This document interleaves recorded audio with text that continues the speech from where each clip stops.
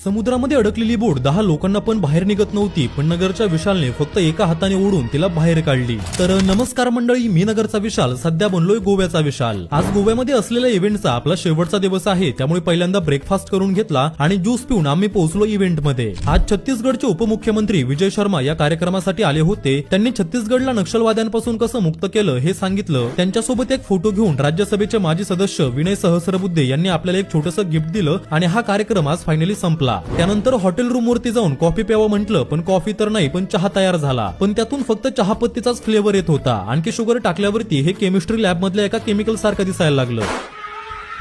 त्यानंतर छत्री घेऊन थोडा गोवा एक्सप्लोर करायला निघालो, पण एवढा पाऊस होता की परत हॉटेलला यावं लागलं। दुसऱ्या दिवशी उठल्यावरती रूम मधले को गेस्ट रिटर्न दिल्लीला निघाले होते। त्यानंतर मी सुद्धा फटाफट सगळं आवरलं, कारण आजच आपल्याला चेकआउट करायचं होतं। आमची पुण्याची रिटर्न फ्लाईट उद्या होती, त्यामुळे आज थोडंसं गोवा एक्सप्लोर करायचं ठरवलं। कॅब येऊपर्यंत थोडंसं चेस खेळण्याचं नाटक केलं। त्यानंतर सगळं सामान कॅब मध्ये ठेवून आम्ही काही क्रिएटर्स निघालो गोवा एक्सप्लोर करायला। पण एवढा पाऊस सुरू होता की बाहेर निघताच आलं नसतं, त्यामुळे आम्ही एका रिसॉर्ट वरती पोहोचलो। भाई रूम मध्ये जाऊपर्यंत आम्ही सगळे भिजलेलो होतो। त्यानंतर फ्रेश होऊन पोटातली भूक शांत करण्यासाठी एका ठिकाणी गेलो आणि हे मासे पाहिल्यावरती तर ती भूक आणखीनच वाढली, पण त्यांच्या किमती पाहिल्यावरती भूक परत कमी झाली। तुम्ही नुसते सुकट बोंबीलवाले जावा जावा चला आले आपल्याला घ्यायला मोठं।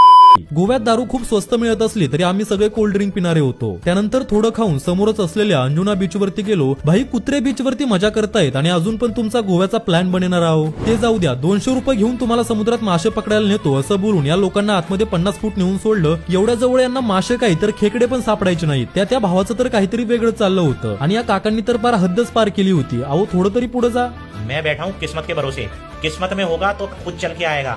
काही लोक समुद्रातून त्यांची बोट बाहेर काढत होते, पण त्यांना ती थोडी पण हालत नव्हती। त्यानंतर बाहुबली सारखं जाऊन दाबं उचललं आणि त्यांना ती बोट पाण्याच्या बाहेर काढून दिली।